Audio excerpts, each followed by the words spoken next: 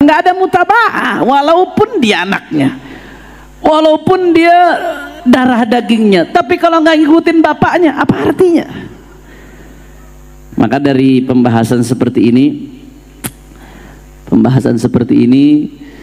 ada beberapa pelajaran yang bisa diambil. Yang pertama, bahwasanya bagi orang-orang yang Allah berikan kenikmatan keturunan yang mulia, entah Habibkah yang keturunan Rasulullah, Sayyid, Syarif, atau yang keturunan Kiai, Gus, Lora dan lain sebagainya. Ini jadi pelajaran nih dari ayat ini, bahwasanya yang pertama, hanya keturunan saja, garis keturunan nggak bisa menyelamatkan seseorang di hadapan Allah Subhanahu wa Ta'ala. Nggak bisa ya ikhwan, nggak bisa.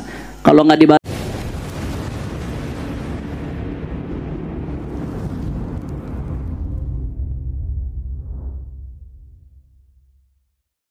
pada pertemuan-pertemuan sebelumnya, kita berbicara tentang mutaba'ah, bagaimana semua kebaikan, semua keberuntungan, semua kemenangan ada di balik mutaba'ah, mengikuti jejaknya baginda Nabi besar Muhammad sallallahu alaihi wasallam.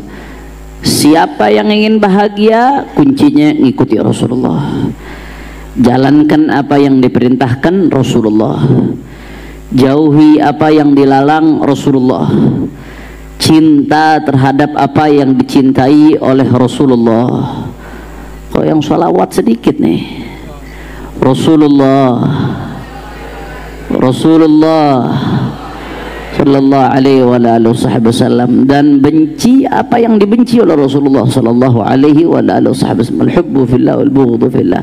Itu kunci kebahagiaan. Makanya di sini beliau beristidlal, berdalil bagaimana pentingnya mutaba'ah, mengutip firman Allah Ta'ala di surat Ibrahim ayat ke-36, bahwasanya Allah berfirman, bercerita tentang perkataannya Nabi Allah Ibrahim, faman tabi'ani fa innahu minni. Jadi setelah Nabi Allah Ibrahim di ayat sebelumnya berdoa, Rabbi ja'al hadzal balad aminan, supaya dijadikan negeri ini aman, kemudian berdoa supaya dzurriyyatnya dijadikan orang-orang yang beriman. Kemudian Nabi Allah Ibrahim di situ mengatakan kepada Allah Ta'ala, Allah menceritakan tentang perkataannya Nabi Allah Ibrahim, ya Allah, sesungguhnya innahunna adlalna katsira. Ini kadang-kadang kalau baca ayat ini mesti dicek dulu ini.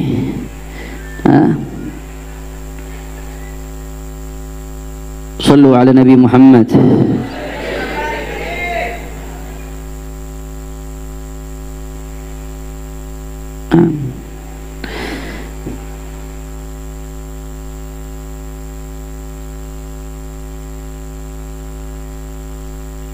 Rabbi innahunna adlalna katsira minan nas faman tabi'ani fa innahu minni, kata Nabi Allah Ibrahim. Ya Allah, ya Rabb, sesungguhnya asnam berhala-berhala itu ya Allah banyak membuat orang tersesat ya Allah, kata Nabi Allah Ibrahim. Maka ya Allah ya Rabb, beliau langsung mengatakan, barang siapa yang ikut aku, tadi konteksnya sebelumnya mendoakan dzurriyyahnya supaya beriman, tapi banyak ini manusia ya Allah yang dibuat sesat oleh berhala-berhala itu, kata Nabi Allah Ibrahim. Maka Nabi Allah Ibrahim menegaskan, faman tabi'ani fa innahu minni. Ya Allah, siapa yang ikut aku maka dia bagian dari aku ya Allah. Nah, kata Ibn Athaillah Sakandari di sini berarti mafhumnya, yang tersiratnya, yang implisitnya dari ayat ini, famafhumu hadza anna man lam yatba'hu falaysa minni. Berarti sebaliknya, kalau yang ikut aku bersama-sama beriman kepadamu ya Rabb, tidak menyembah berhala ya Rabb, dia bagian dari aku ya Allah. Tapi siapa yang tidak ikut aku ya Allah, dia tidak beriman kepadamu, dia tidak menyembahmu, dia syirik terhadapmu ya Rabb, falaysa minni. Berarti mafhumnya, berarti bukan bagian dari aku, walaupun dia keturunanku, ibarat Allah. Tapi ulama menyebutkan Allah mengijabah akhirnya doa Nabi Allah Ibrahim supaya dzurriyyatnya dijadikan orang-orang yang beriman. Tapi Nabi Allah menegaskan, andai ada dari keturunan beliau yang nggak beriman, falaisa minni, maka bukan bagian dari aku, kata beliau, walaupun dia keturunan. Bahkan nggak sampai di situ ya ikhwan, Allah Ta'ala berbicara tentang Nabi Allah Nuh alaihi salam. Nabi Allah Nuh alaihi salam selesai beliau membangun bahtera. Waktu itu terjadi banjir bandang besar. Sebelum banjir bandang terjadi, Allah perintahkan Nabi Allah Nuh untuk bangun bahtera. Selesai Nabi Allah Nuh bangun bahtera, semuanya disuruh naik. Yang naik hanya yang diizinkan oleh Allah Subhanahu wa taala. Yang naik bahtera itu selamat. Anaknya Nabi Allah Nuh nggak mau naik saat itu ya ikhwan.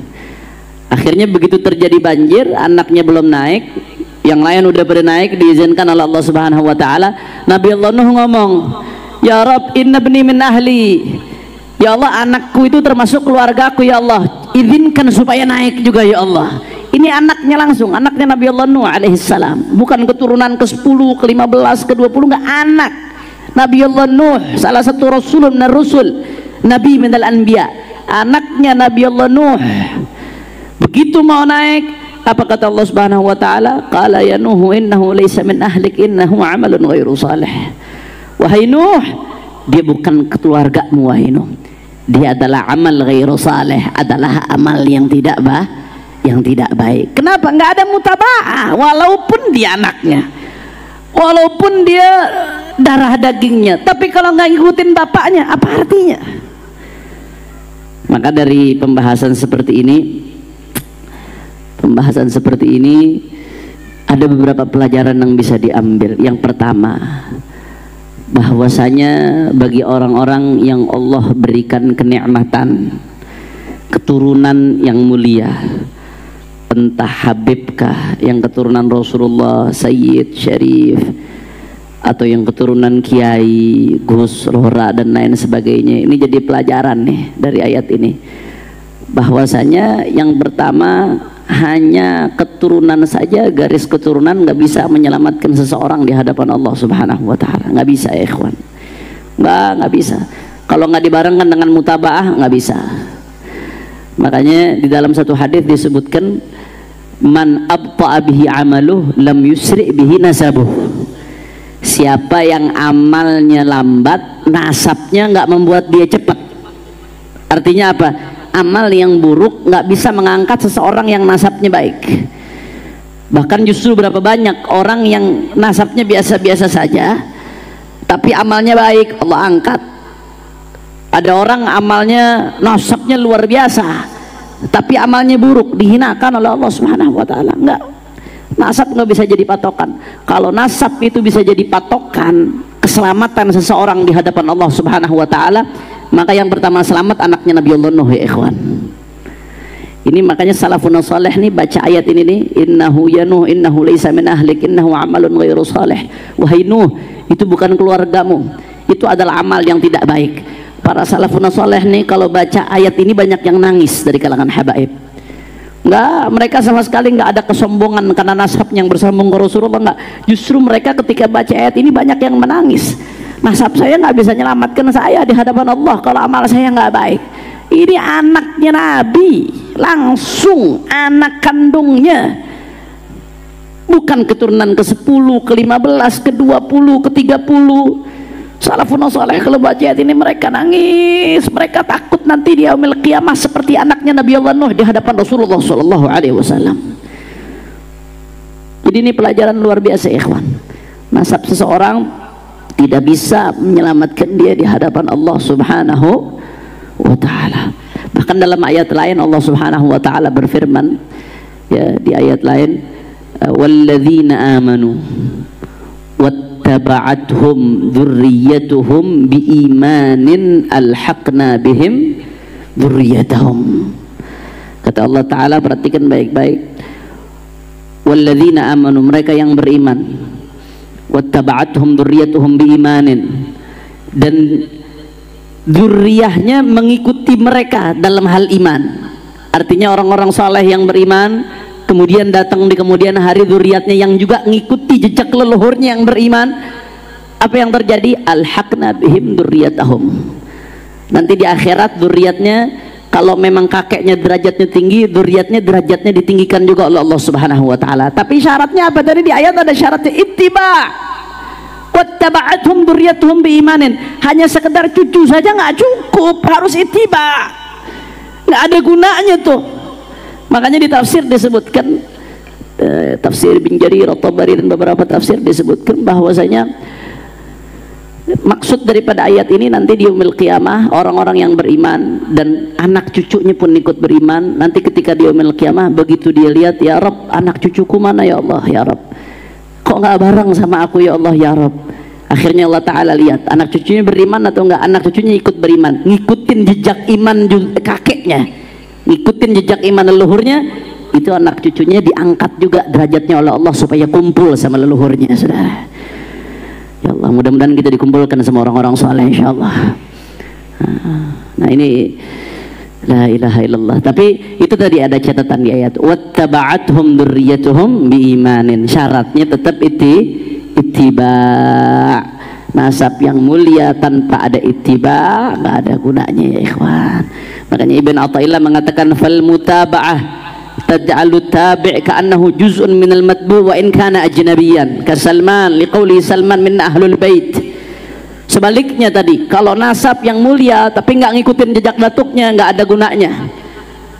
Tapi sebaliknya, orang yang nasabnya nggak mulia tapi dia ngikutin Rasulullah sallallahu alaihi wasallam, justru dia diangkat oleh Allah Subhanahu wa taala. Fal mutaba'ah taj'alu tabi' ka'annahu juz'un minal matbu'. Mutaba'ah itu kita mengikuti Rasulullah, kita ini tabi', berarti kita ngikuti. Kalau ngikuti Rasulullah itu matbu' yang diikuti.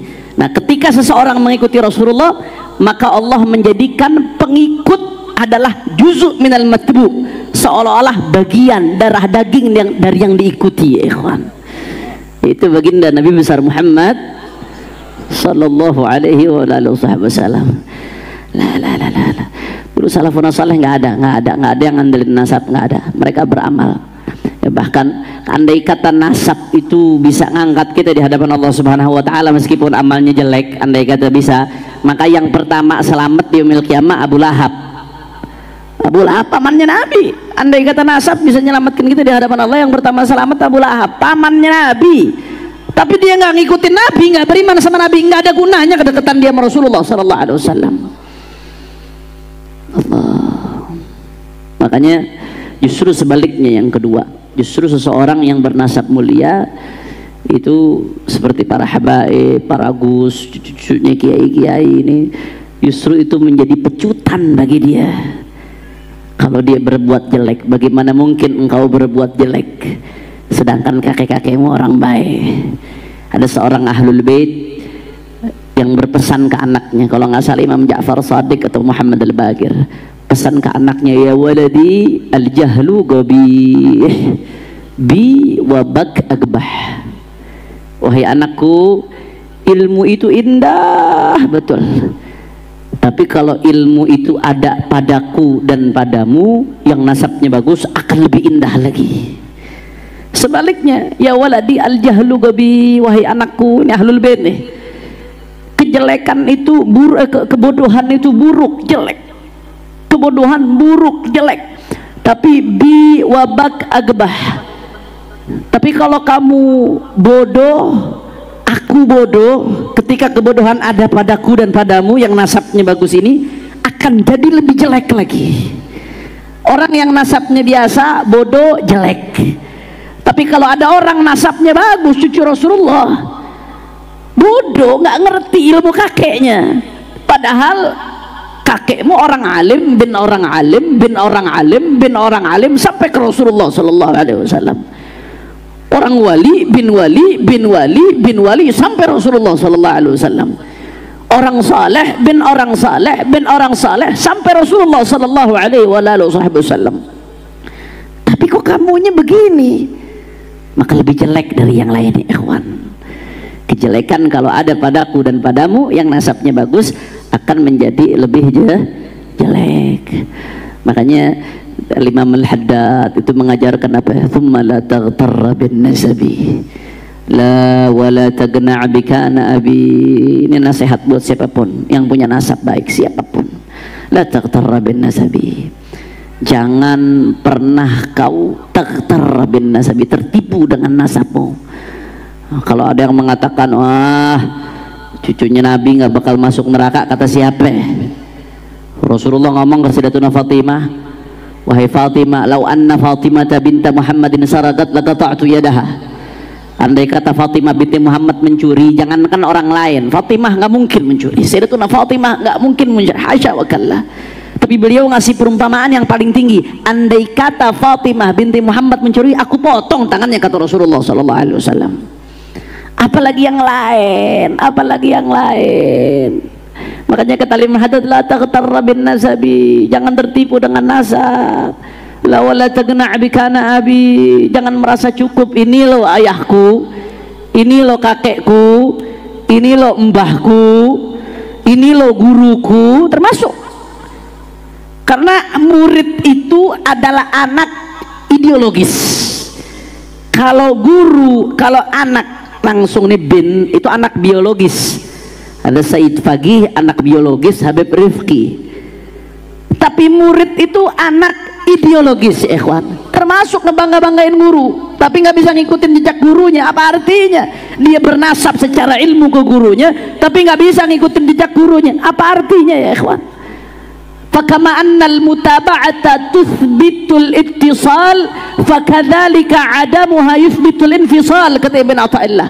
Sebagaimana orang kalau ngikutin nyambung walaupun jauh, tapi kalau tidak ngikuti jejak orang tuanya, gurunya, rantai keilmuannya, justru dia menjadi jauh walaupun dia dekat, ya ikhwan. Na'udzubillah min. Mudah-mudahan kita terus di barisan guru-guru kita insyaallah. Jadi Imam Al-Haddad itu sampai thumma la taghtarra bin nasabi la wala tagna' bikana abi, jangan kamu tertipu dengan nasab. Wala tagna' bikana abi, jangan merasa puas dengan ini lo ayahku, ini lo mbahku, ini lo guruku, ini lo kakekku, jangan merasa puas. Dalam syair lain disebutkan, lasna, kata sebagian ulama, lasna wa in kunna du hasabin yauman alal ansabi nattakilu nabni kama kanat awailuna tabni wa naf'alu mithla ma fa'alu. Kami ini, ada sebagian ulama mengatakan dalam syairnya, walaupun nasab kami bagus, tapi kami nggak pernah bersandar dengan nasab. Nabni kama kanat awailuna tabni, kami membangun sebagaimana kakek-kakek kamu membangun. Apa yang dilakukan kakek kami lakukan. Apa yang dirintis kakek kami lanjutkan. Mereka membangun, kami pun ikut membangun. Wa naf'alu mithla ma fa'alu. Mereka melakukan ibadah seperti apa, kami berusaha mengikuti mereka. Kami nggak pernah bersandar dengan nasab kami. Itu ajaran para habaib Sa'ad al-Abi Alawi, ajaran para habaib keluarganya baginda Nabi besar Muhammad sallallahu alaihi wa ala alihi wa sahbihi wasallam. Kira-kira jelas atau tidak? Faham?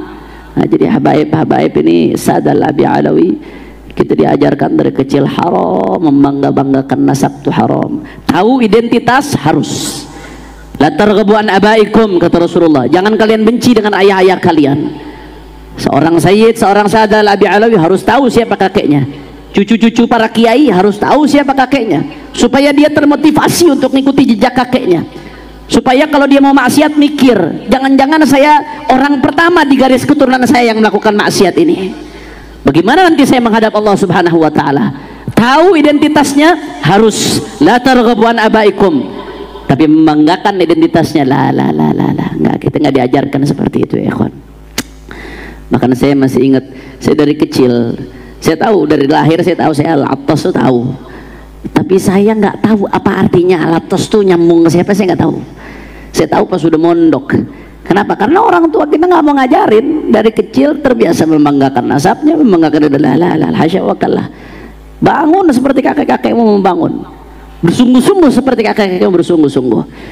Jadi itulah nasihat untuk mereka yang memiliki keturunan mulia, apalagi yang bersambung kepada baginda Nabi besar Muhammad sallallahu alaihi wasallam. Nasihat ini bukan hanya bagi yang memiliki keturunan secara biologis, tapi nasihat ini juga untuk yang memiliki keturunan secara ideologis, karena kita ini adalah anak ideologisnya guru-guru kita, anak ideologisnya Habib Quraish Baharun. Habib Quraish Baharun anak ideologisnya Habib Umar bin Muhammad bin Salim bin Hafid, Habib Hasan Baharun, Abu Yazid Muhammad ibn Ali al-Maliki. Mereka semua adalah anak ideologis dari Al-Habib Abdul Qadir bin Ahmad As-Saggaf, dari Sayyid Alwi bin Abbas al-Maliki. Terus nyambung sampai baginda Nabi besar Muhammad sallallahu alaihi wasallam. Jadi kita jangan hanya membanggakan mata rantai keilmuan kita muridnya ulama, muridnya fulan, tapi nggak ngikutin jejak mereka, nggak ada gunanya. Kama annal mutaba'ata tuthbitul ittisal, walaupun jauh tapi kalau kita ngikutin jadi nyambung ya ikhwan. Tapi dekat sekalipun, hadir rajin sekalipun, tapi nggak betul-betul kita ngikuti jejak guru kita, tuthbitul infisal, terpisah kita dari mereka. Na'udzubillah min. Oleh karena itu, bagi mereka yang memiliki nasab, tugas dan kewajibannya bagaimana ngikuti jejak datuk-datuknya, bagaimana berkiprah untuk datuk-datuknya, sebagaimana datuk-datuknya berkiprah di dalam agama, berkiprah di dalam negara, berkiprah membantu sesama, berkiprah sebanyak mungkin berbuat baik untuk orang lain ya ikhwan. Dan di sisi lain, bagi mereka umat Islam dituntut oleh Allah Subhanahu wa taala untuk cinta kepada keluarganya baginda Nabi besar Muhammad. Kalau ada orang yang punya nasab bagus tapi dia nggak ngikuti jejak leluhurnya, dia yang rugi. Orang punya nasab bagus, dia nggak ngikuti jejak leluhurnya, dia yang rugi. Kalau ada orang umat Rasulullah sallallahu alaihi wasallam nggak cinta kepada keluarga Rasulullah sallallahu alaihi wasallam, dia yang rugi karena dia melanggar perintahnya Allah Subhanahu. Jadi masing-masing ada tugas, masing-masing ada tugasnya. Para habaibnya Allah berikan nikmat, para anak-anak kiai keturunan ulama ini Allah berikan nikmat tanpa mereka berusaha. Maka nikmatnya bukan untuk dijadikan kesombongan, tapi untuk memotivasi dia berbuat baik, lebih baik lagi. Dan sebaliknya umat Nabi Muhammad SAW, Allah Subhanahu wa taala perintahkan untuk cinta kepada keluarga Rasulullah sebagai bentuk syukur kita kepada baginda Nabi besar Muhammad sallallahu alaihi wa ala alihi wa sahbihi wasallam. Mudah-mudahan Allah kasih kita taufik insyaallah untuk bisa ngikutin jejaknya Rasulullah sallallahu alaihi wasallam, untuk bisa ngikuti salafun salih, dan mudah-mudahan di dunia kita cinta kepada mereka, Allah kasih kita taufik untuk bisa mengikuti mereka, besok di akhirat kita dikumpulkan bersama mereka. Amin ya rabbal